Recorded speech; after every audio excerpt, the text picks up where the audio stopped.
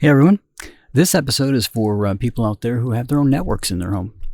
Now, there's a lot of people out there that have their own DHCP server. It's built into your router, whether you think about it or not. You can also get ones that run on other operating systems, so you can take it off the router and do something internally. Fewer people have their own DNS. Now, the advantage of using a DNS that's internal is you can name your items, right? If you've got your DHCP set up to have leases, permanent leases on these items, you can put those into your DNS, and then you can reference them by name as opposed to trying to remember all the IP addresses that you have internally. Not a big thing for a lot of people. I have 60 some odd devices in my home. Most of them are IoT devices, light switches and things like that. So for me, there's a few computers that I need to name, and I can do that using my DNS. But I wanted to talk primarily about VLANs today. Now, a VLAN will allow you to set your scope of IP addresses specifically to one of these VLANs. In addition to that, you can separate your VLAN from the rest of your network. All right, so things in VLAN, let's say 60, can't talk to things in VLAN 90. And what do I mean by VLAN 60 and VLAN 90? So there's usually two types of local addresses that you'll use, the 192s and the 10s. So 60 would be that third octet. So it'd be 192.168.60 or 192.168.90. And of course, with the 10s, it'd be 10.10.60, 10.10.90. They can have their own gateway, right? So 10.10.91 would be the gateway for 10.10.90, which means you can route them differently. You could put a firewall specifically set up for that path of IP addresses. The way I use it in the house is, as I said, I have certain devices. And again, VLANs are IP addresses that are in the same family, so it makes transfer easy as well. But I've got a set of devices in my house. I've got my movie server that I've talked to you guys about. I've got a Minecraft server that I don't believe I mentioned before. Plus, I've got my desktop that I use, a laptop that I use. I've got tablets in the house. Those are all on one network, and that's the default. Now, I use Omada equipment from TP-Link, which allows me to put VLANs on my Wi-Fis. What that gives me is most of these IoT devices, 98% of them, are not wired. They're all Wi-Fi.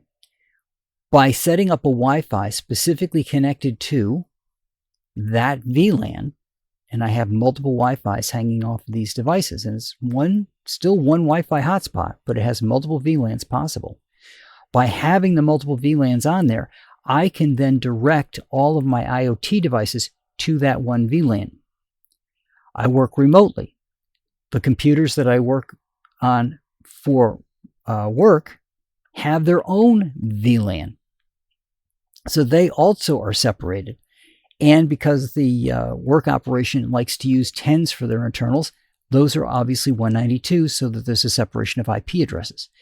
But I try to, and that's because of using the VPN. I don't want things to get confused on the VPN side. But I want to set these things up so that they're separated from each other. So my IoT devices could talk to each other easily, but they may not be able to get out of the network beyond what I tell them they can access as far as IPs or ports. In addition, it separates my main systems from the IoT devices, which means there's more traffic on one VLAN than the other. So it kind of does a traffic separation for you as well. And this became an issue for me when the little controller that I've got had an issue. And I think what happened was one of my cats got curious and popped it. It's power over Ethernet, which means that it doesn't have its own power supply. It gets it off of the router that it's plugged into, or the switch in this case that it's plugged into. and it got bumped off. So when that happens, it's not putting out IP addresses, and you lose your connections to the outside world. So that made for an interesting thing. If you're going to do this route, I recommend getting a backup. I haven't talked to TP-Link if there's a way to put them in a redundancy scenario, or just keep a second one around that you can just migrate things to, or keeps a copy. These keep backup copies of their configurations on a USB drive that's attached to it, so you can just pop the drive out, pop it in the other, and bring your configurations over. These controllers handle the DHCP, which handles, you can attach IP addresses to MAC addresses, and then you can put those in as DHCP reservations so that you always get the same IP, in theory, for that same device, so you don't have to worry about them moving around. It also handles all of the VLAN traffic, and if you pair it with Omada switches, which is required if you're going to use any wired VLAN stuff, then you're going to have to make sure that those, well, the port that the Wi-Fi goes on can handle all protocols, but you can set each one of the switches to each one of the ports on the switches to a different VLAN. Or if you had a bunch of switches that you just wanted to put a series of devices together, like if I wanted to hook I had a small switch and I put the work computers on it, I could just make that switch be one of the VLANs. And then anything plugged into that switch would be specifically to that VLAN. Or you can do it by port on the individual boxes so that anything that's on that box is on a particular VLAN. If you're going to go that route, I highly recommend you get a good labeler. I talked about the one I used before. It's a PHOMEMO, PHOMEMO, that'll hold up for a good amount of time and label your cables coming out of those ports. So you include on there the fact that this is particular to a VLAN, for example. So you know what device is attached to it when you go look at the switch, and in addition, you know what the VLAN is to it. The other way you can do it, if you don't want to do it that way, is to create a spreadsheet or something that has all of your switches, all the ports, and where all the ports go. It's a good idea to have both. I have one of the two at this point. I've got my labels in place. But that way you'll know what goes where, and if you plug something in and you're not sure why it isn't working, you'll realize that you've got it on the wrong VLAN. But again, splitting these up makes a more logical piece for your network and allows you to separate things out in a way that you can protect one side of your network from the other. So my IoT devices, if they have a lot of traffic, are not going to interfere with the main VLAN that I'm using for everything else, for example. Now, I know this won't apply to most people because they don't have large networks in their house, but as you start having more and more IoT devices, Ring cameras, other devices on your network, like remote control light switches, I've got several of those. That's the majority of what I've got. My security cameras work off their own. Some of the stuff that you've got, like the old security systems, had their own IP address and did their own Wi-Fi. So the cameras called to that, so you didn't have to worry about them being on your network. You just had to worry about plugging the base into your network so that you could get the details off of the recorder that the cameras fed back to.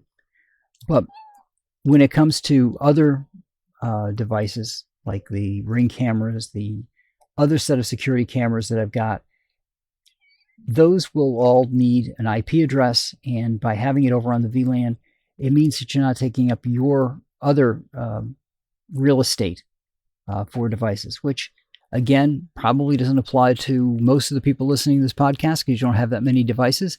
But it's something to keep in mind that as you add more devices, it might be a good idea to start thinking about what ways you could do to separate those more fully so that they're not going to run into each other. And of course, the other thing you can do is if you've got very few wired devices and you've got more Wi-Fi devices, you could also split your networks up that way as well. Again, not everybody's going to allow you to do that.